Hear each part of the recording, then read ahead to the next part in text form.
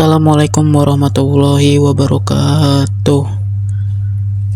Halo semua, perkenalkan nama saya Muhammad Ilman Adin Haq dengan NIM 11210183000123. Nah, untuk hari ini saya akan membahas terkait dengan sistem peredaran darah manusia, membuat model sistem peredaran darah manusia.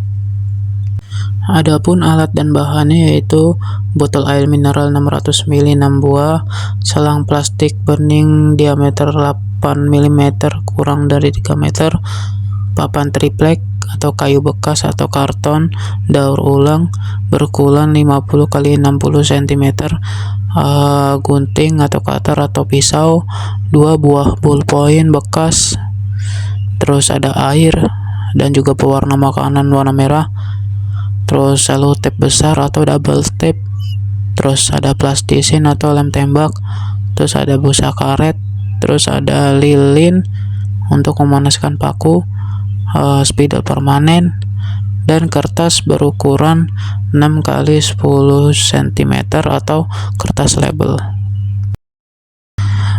Panaskan ujung pisau atau gunting dengan api lilin.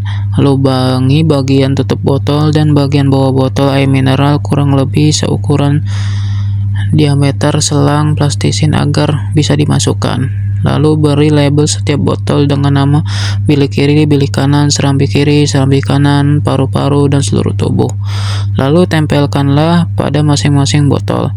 Untuk membuat katup, maka buka ballpoint dan keluarkan isinya, sisakan hanya pegas dan dudukannya, juga bagian luar ballpoint bagian bawah yang seperti selongsong. Lalu masukkanlah gotri ke dalam selongsong sehingga gotri terkunci oleh pegas dan selongsong, sehingga gotri dan per akan selalu bergerak membuka dan menutup saat diberi tekanan.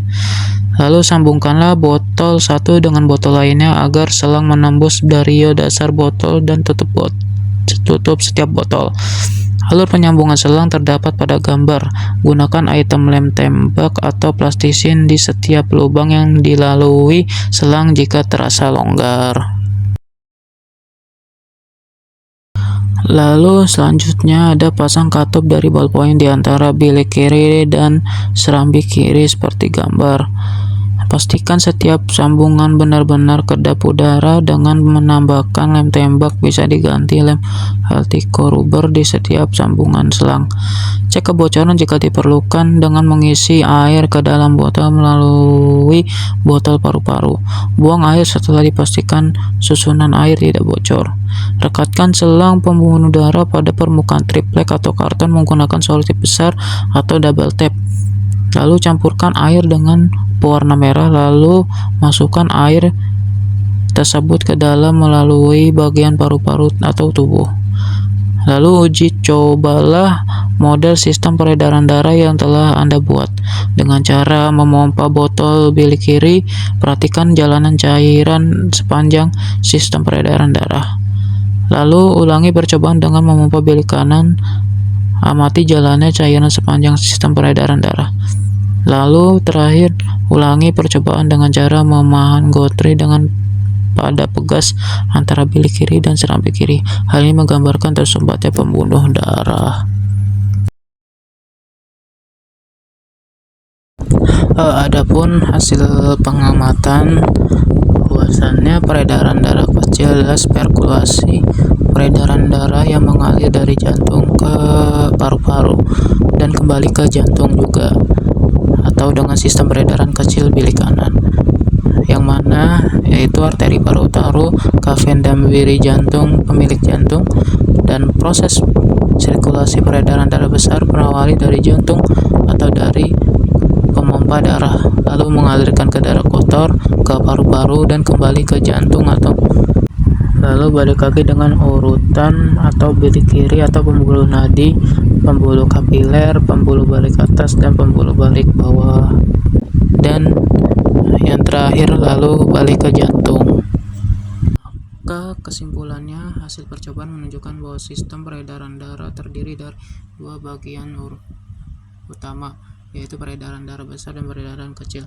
Peredaran kecil merujuk pada aliran darah dari jantung ke paru-paru dan kembali ke jantung, sementara peredaran besar dimulai dari jantung atau ruam kiri, ruam kanan yang memompa darah paru-paru untuk mengalami. Lalu, dalam sistem peredaran manusia adalah mengalir melalui jantung, pembunuh darah, dan organ tubuh untuk memasuk oksigen dan nutrisi, serta membuang sisa metabolisme. Darah mengandung sel darah merah yang mengangkut oksigen, sel darah putih yang melawan infeksi, dan trombosit yang membantu proses pembekuan darah. Sistem peredaran darah manusia penting untuk menjaga keseimbangan tubuh dan menjaga keberlangsungan hidup organ-organ tubuh. Hambatan dalam sistem peredaran darah manusia dapat menyebabkan berbagai hal, masalah kesehatan seperti penyakit jantung, stroke, gangguan sirkulasi darah.